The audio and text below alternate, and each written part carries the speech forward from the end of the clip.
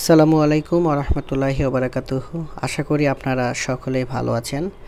আমি এখন অবস্থান করছি টাঙ্গাইলের মধ্যে, যাচ্ছিলাম ময়মনসিংহ।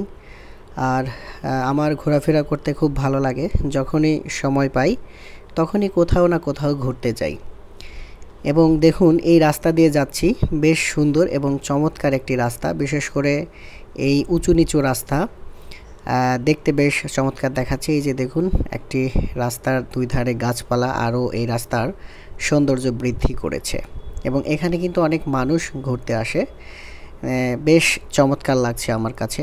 আর বিশেষ করে আপনারা যখন এই রাস্তায় আসবেন, আপনারা একটু সাবধানে আসবেন, কারণ এই রাস্তাটা অনেক নিরিবিলি। এখানে তেমন বাড়িঘর নেই।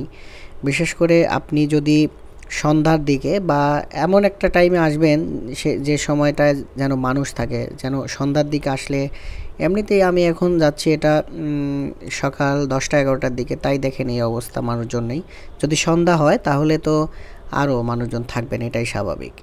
আর বিশেষ করে এই গ্রামের মধ্য দিয়ে যে যাচ্ছি, এই ফাঁকা মাঠ, এটা দেখে খুবই ভালো লাগছে। আর টাঙ্গাইলের মধ্য দিয়ে যখন যাচ্ছিলাম, উঁচু নিচু অনেক টিলা রয়েছিল, এগুলো আরও বেশি প্রাণবন্ত চিত্র ধারণ করছিল। সেই সাথে এই ভিডিওটি আমি ধারণ করেছি মোবাইল দিয়ে। অনেকেই আপনারা মোটো ব্লগিং করতে চান, তো মোটো ব্লগিং করার জন্য কিন্তু সাধারণত একটা ভালো মানের ক্যামেরা দরকার হয় বা অন্যান্য সেটআপ প্রয়োজন পড়ে।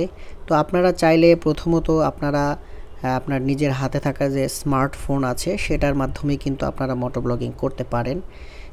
এতে করে যে একটা ভালো বা একটা যে বিশেষ করে মানে হাই কোয়ালিটি একটা ভালো, সেটাও পাওয়া যাবে না, সেটা ঠিক আছে, বাট খারাপও কিন্তু হবে না। কারণ একটা ভালো মানের ক্যামেরা কিনতে গেলে আপনার একটা ভালো অ্যামাউন্ট প্রয়োজন পড়বে, বাট এই মোবাইল দিয়ে কিন্তু আপনারা সাময়িকভাবে কাজগুলো চালিয়ে নিতে পারবেন। এবং আমার পেজে গেলে আপনারা দেখতে পাবেন এমন অনেক মোটো ব্লগের ভিডিও আছে। ওখানে একটা ফোল্ডার করা আছে মোটো ব্লগ, ওর মধ্যে গেলেই আপনারা দেখবেন যেগুলো দেখেন সবগুলো কিন্তু এই মোবাইলের মাধ্যমেই করা। আর আমার মোবাইলটি হলো রেডমি নোট 9S, এটা দিয়ে আমি কাজ চালিয়ে নিচ্ছি আল্লাহর রহমতে।